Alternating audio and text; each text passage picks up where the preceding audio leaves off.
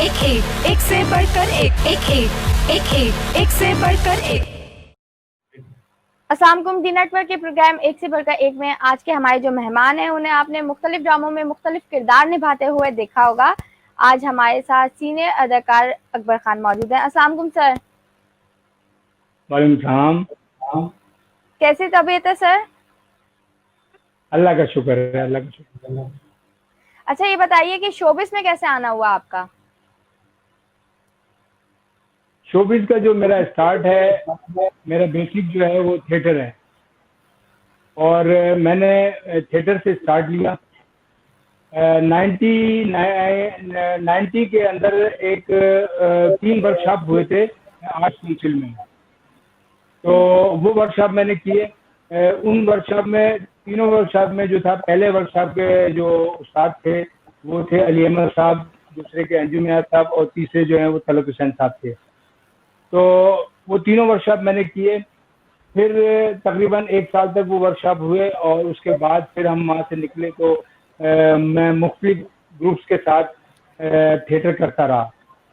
कुछ बड़े ग्रुप थे, कुछ छोटे ग्रुप थे, उनके साथ मैं थिएटर करता रहा और तकरीबन 2 साल तक मैं थिएटर करता रहा। फिर आहिस्ता आहिस्ता बीच में छोटा मोटा टीवी का काम भी करता रहता था अगर जो मिलता था। फिर मैंने अपना थिएटर स्टार्ट किया, एक कराची थिएटर के नाम से एक ग्रुप बनाया।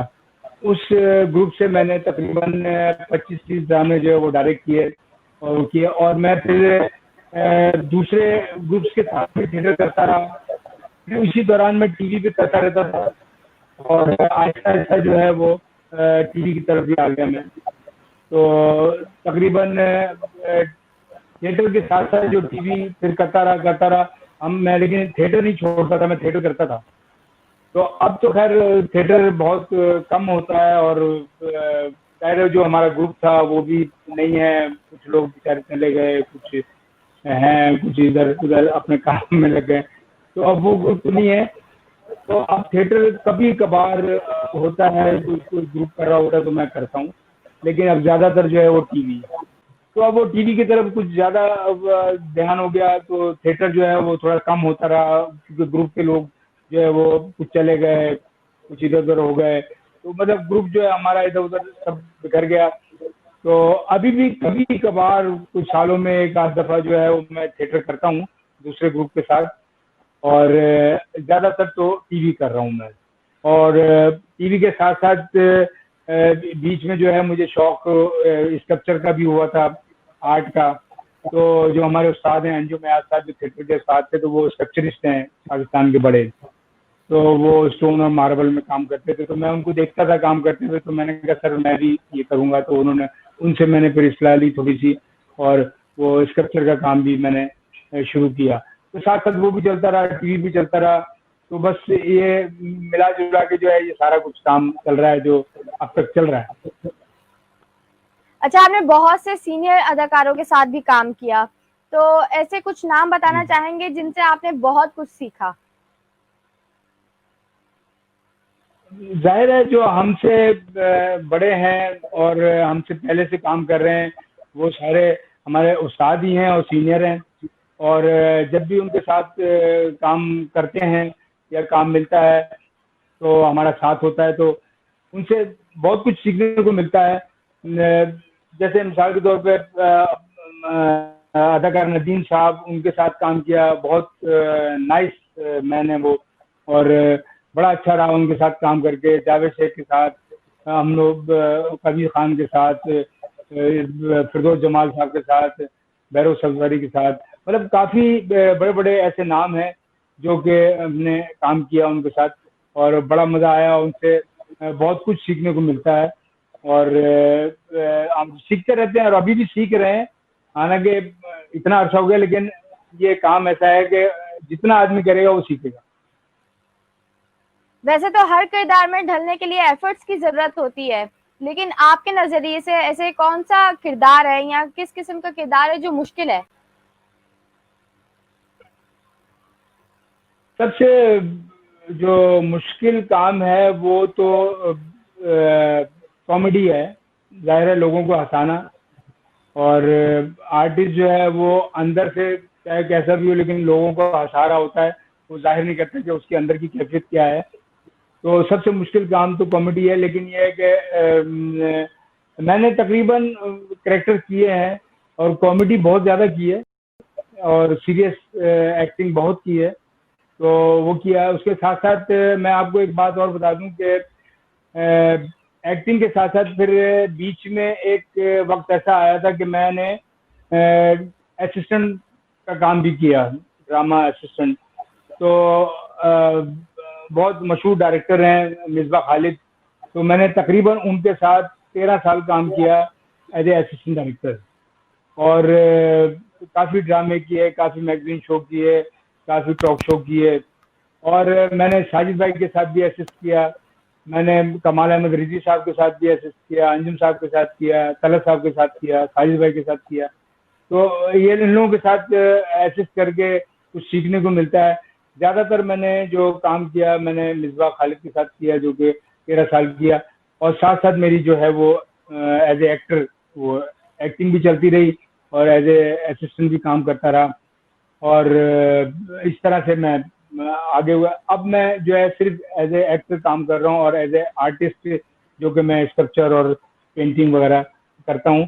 पेंटिंग तो मैं बहुत कम थोड़ा बहुत करता रहता हूँ, लेकिन ये है कि ज़्यादातर मेरा जो काम है वो स्कल्पचर में है, और स्टोन, मार्बल, आयरन। और आजकल जो ये छुट्टियाँ थी कोरोना की, ये सारी जो बीच में इत्तेफाक से, तो अल्लाह सबको बचाए कोरोना से, अल्लाह सबको बचाए, और आप लोग सब अपनी हिफाजत करें। तो इसमें जो छुट्टियां मिली, इसमें मुझे थोड़ा सा एक ये मेरा आइडिया था कि मैं आयरन पे भी काम करूं, तो मैंने मुख्तलिफ चीज़ें उसमें बनाई, मुझे थोड़ा टाइम मिला, तो इंशाल्लाह वो उसकी एग्जीबिशन करूंगा तो लोग देखेंगे। तो ये आप देख रहे होंगे पीछे गिटार रखा हुआ है, ये मुख्तलिफ पार्ट से, और मतलब समझ लें कि डिफरेंट मटेरियल उसमें वो चीज़ें हैं, गरारियाँ हैं, ये हैं, मतलब ये समझ के ये मैंने उससे कचरे से या स्क्रैप से बनाया है। तो मुख्तलिफ मतलब मोटरसाइकिलों का सामान है, ये है, लोहा है, चेन है, तो जो ये मटेरियल है तो इससे बनाया। इसी तरह की बहुत सारी चीज़ें मैंने बनाई हैं जो एग्जीबिशन में मैं रखूँगा इंशाल्लाह, हालात ठीक हो जाए, ये थोड़ा सा कोरोना का मसला ये जो है अल्लाह करे ख़त्म हो जाए पूरी दुनिया से, पाकिस्तान से, तो इंशाल्लाह जैसे ही गैलरियाँ खुलेंगी और होगा तो इंशाल्लाह मैं ये एग्जीबिशन रखूँगा।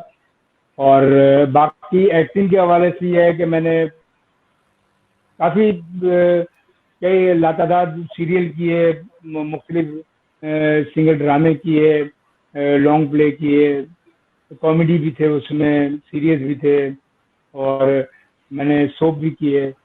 तो वो ज़ाहिर है लोगों ने देखे, बड़े पसंद किए, मैं उनका शुक्रिया अदा करता हूँ। कोई ऐसा किरदार जो मुश्किल हो, कोई ऐसा किरदार जो आपने निभाया हो और मुश्किल हो? जी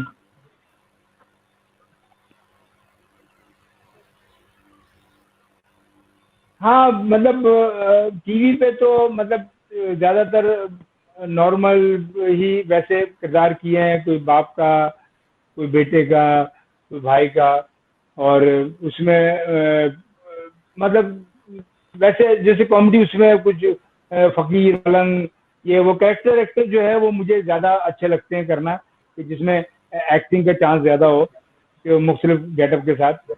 और लेकिन थिएटर में मैंने एक कैरेक्टर किया था, वो मेरे लिए बड़ा मुश्किल था, जो कि एक मजजूब का था, और वो मतलब बिल्कुल अपने में गुम होता है और पागल टाइप मजजूब, तो वो मेरे लिए ज़रा सा मुश्किल था। वो मैंने उसको बड़ी प्रैक्टिस की थी और उसमें बहुत मेहनत की थी, तो वो लोगों ने बड़ा सराहा, और इस तरह से। और एक मैं शो करता था, माइंड शो, जिसमें हम डायलॉग नहीं बोलते, तो उसमें मतलब जैसे कि मिस्टर बीन टाइप या चार्ली चैपलिन या जेरी लूस टाइप, तो मतलब उसमें डायलॉग नहीं होते, सिर्फ आपको एक्शन से सारा समझाना होता है। तो वो मैं तकरीबन 15-16 शो कर चुका हूँ सोलो, और उसमें हमारा एक ग्रुप होता था, हम लोग जो करते थे, तो वो लोग बड़ा पसंद करते थे, वो माइंड शो के नाम से। माइम शो, उसमें पेंटा माइम माइम हम ये करते थे, बड़ा पसंद करते थे लोग थिएटर में। और बाकी ड्रामों में जो है वो मैंने तकरीबन बहुत से रोल किए। जो एक रोल था जो मेरा खाला कुलसूम में था, वो लोगों ने बड़ा पसंद किया, बख्शुल्ला का।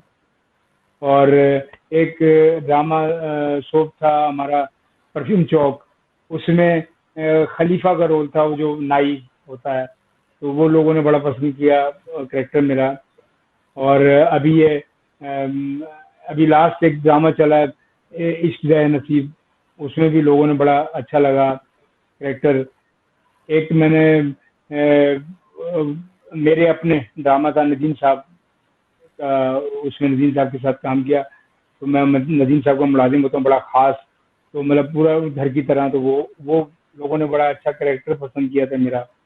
तो इस तरह से और बहुत से कैरेक्टर्स हैं जो माशाल्लाह लोग पसंद करते हैं।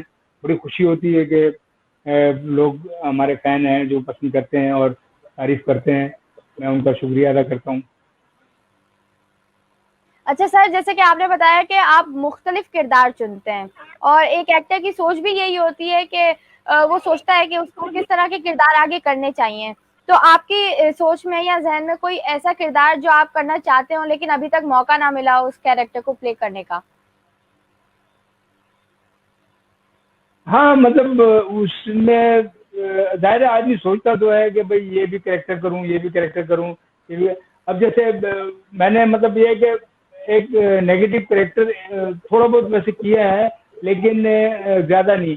तो मैं चाहता था कोई जैसे कोई एक नेगेटिव कैरेक्टर हो, जरा सा खतरनाक सा, या तो वो मैं करूं, तो जिससे कि लोग एक वो देखें।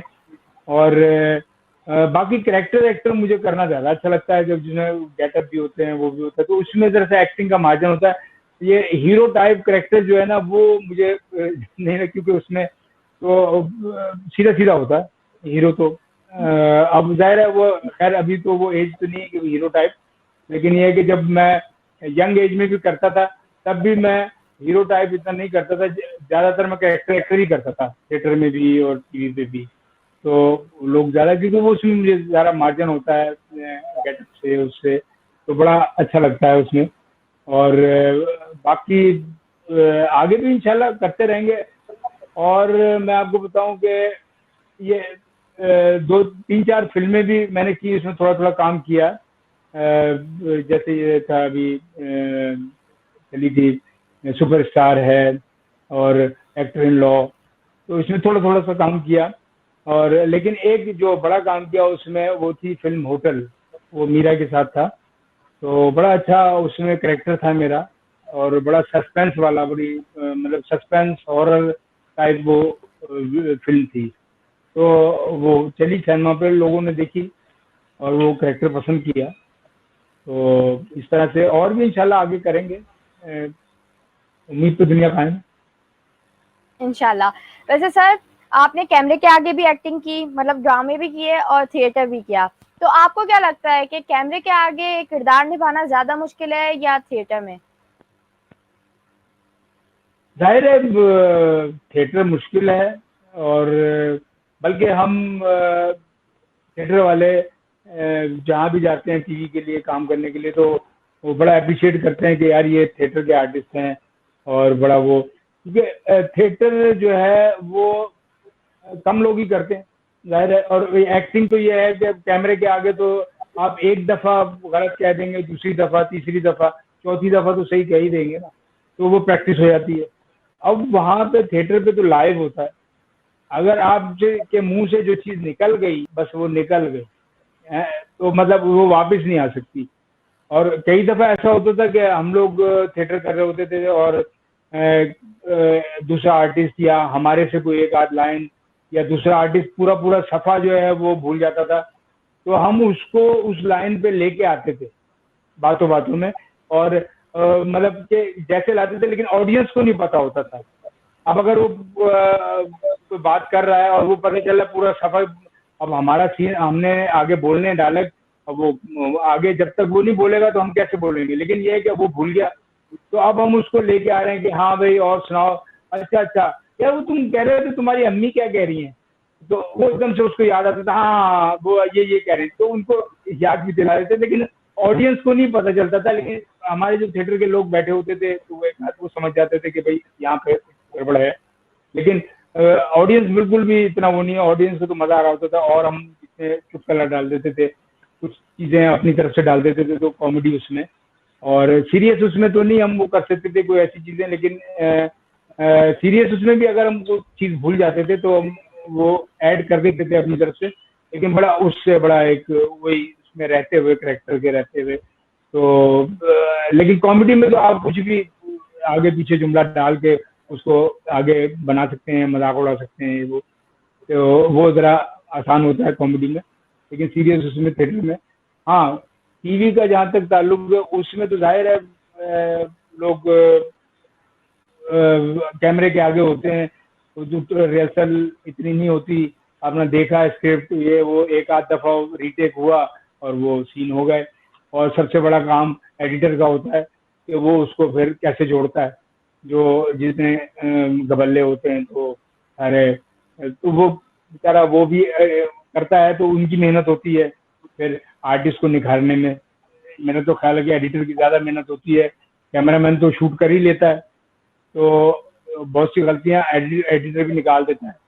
तो बड़ा एक वो है, कैमरा तो मतलब इजी है, थिएटर जरा मुश्किल है। वैसे ही आपने वाकई में बहुत अच्छा पॉइंट हाईलाइट किया कि जिस तरह से हम एक्टिंग करते हैं, अगर थिएटर करते हैं, तो उसमें जो हाजिर दिमागी है वो बहुत चाहिए होती है। आपका दिमाग हाजिर होना चाहिए ताकि आप सिचुएशन को संभाल सकें। वैसे आपने बहुत से प्ले जो हैं थिएटर के वो डायरेक्ट भी किए हैं, तो कभी ऐसे ड्रामे का डायरेक्शन देने का प्लान हुआ? डायरेक्ट करने का? जी, ड्रामा डायरेक्ट करने का कभी हाँ। प्लान हुआ? मतलब टीवी का ड्रामा? जी जी। हाँ नहीं, मैंने थिएटर में तो जाहिर है तकरीबन 25-30 ड्रामे डायरेक्ट किए, और मेरा ग्रुप था कराची थिएटर। लेकिन इत्तेफाक से ऐसा है कि मैंने टीवी का ड्रामा डायरेक्ट नहीं किया, लेकिन एज ए असिस्टेंट डायरेक्टर मैंने काम किया। तो कुछ सीन मैं कर लेता था, जैसे मिसबा के साथ जब काम करता था तो वो नहीं होती थी तो मैं उसको कर लेता था, और सीन हम शूट कर लेता था। तो लेकिन इसके इत्तेफाक से ऐसा हुआ कि मैं, हालांकि था आगे शौक के भाई इसमें आता, लेकिन बस वो शौक ये था कि बस एक्टिंग में ही लगे रहो, तो बस वो उसी में लगे रहे। जबकि मैं कैमरामैनी भी करता था, और मैंने तकरीबन 12 साल मतलब ये एक्टिंग से पहले वही करता था, तो वो किया। तो और मेरे साथ के कितने दोस्त हैं जो इस वक्त बड़े कैमरामैन हैं, तो बस वो शौक मुझे एक्टिंग का था, एक्टर बनने का, तो बस मैं इस तरफ आ गया।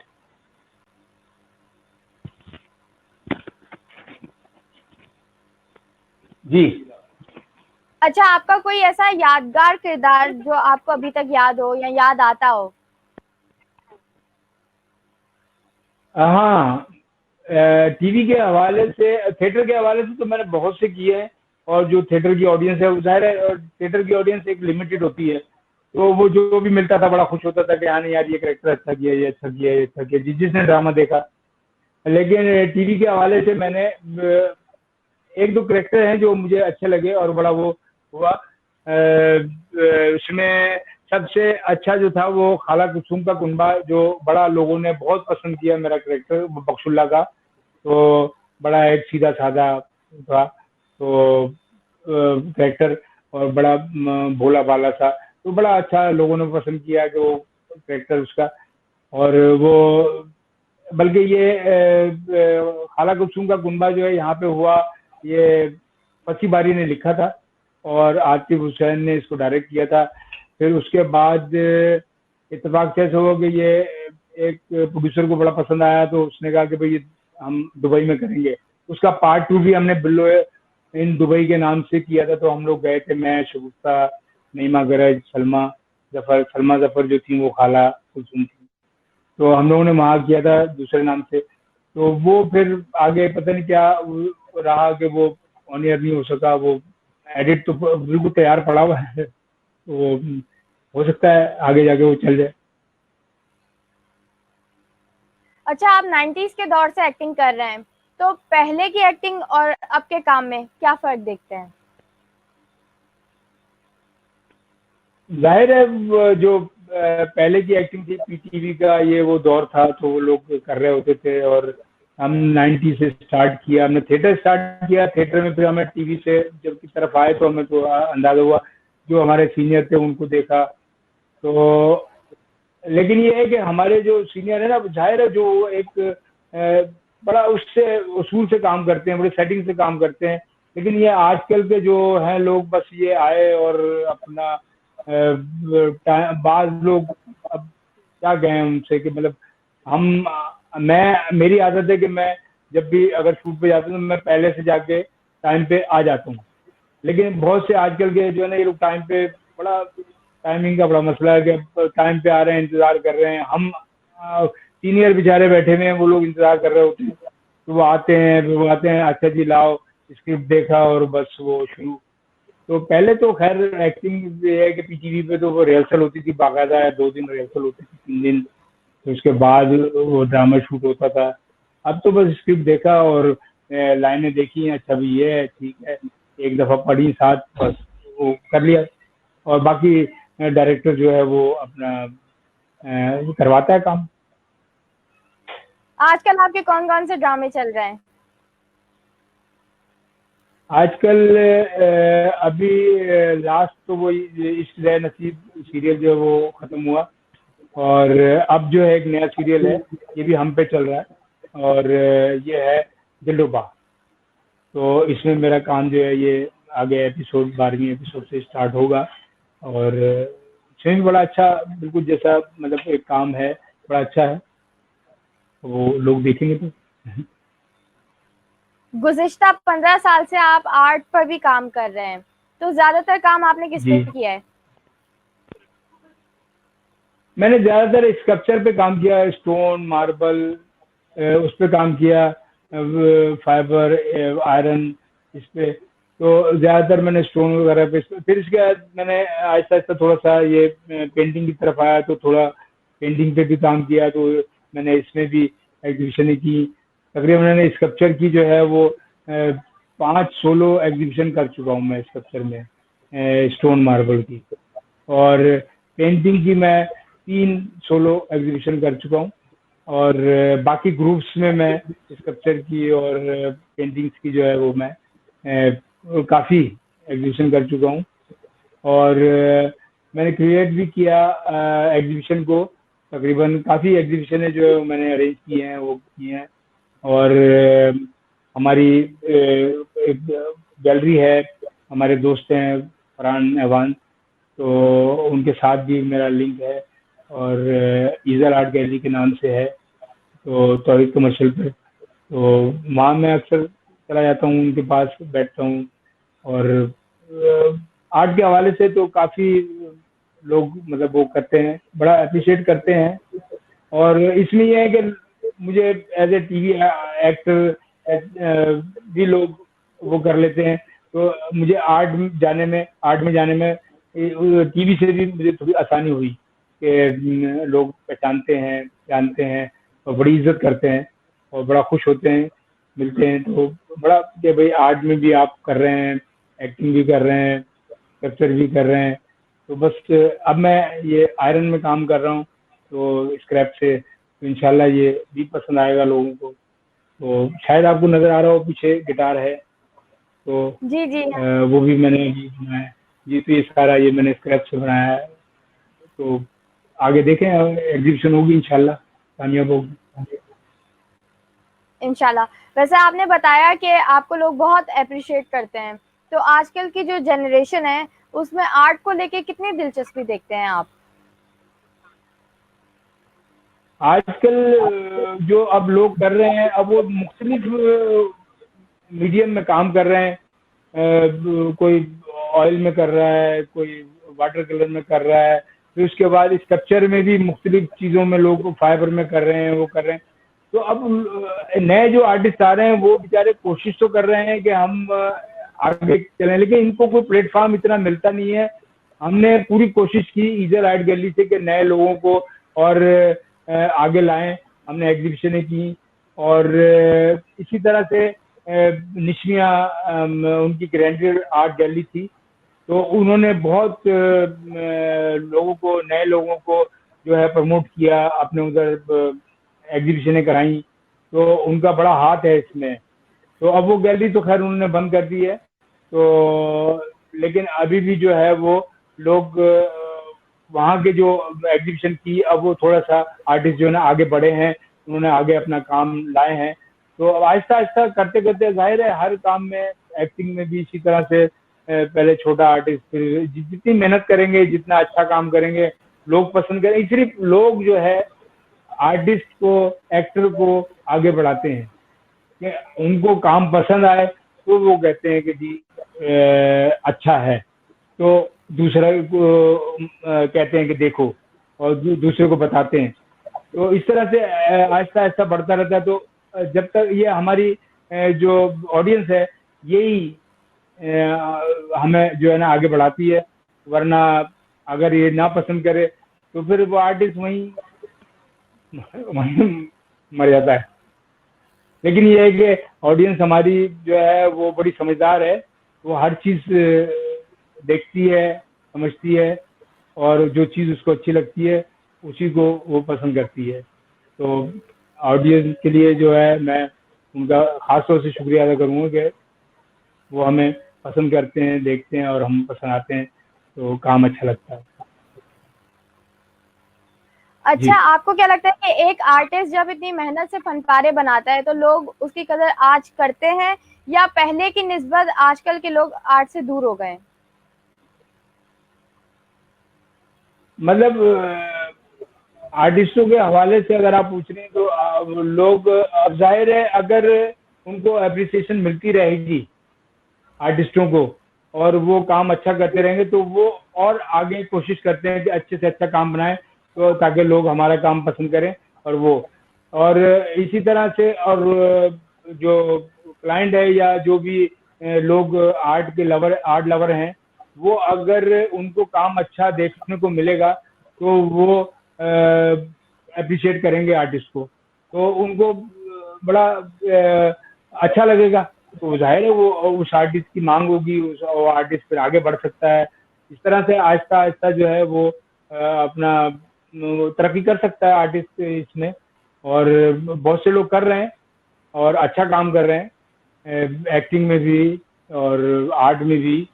तो मैं तो दोनों हवाले से बात करूंगा ना, क्योंकि मैं दोनों तरफ चला जाता हूँ, कभी एक्टिंग की तरफ, कभी आर्ट की तरफ।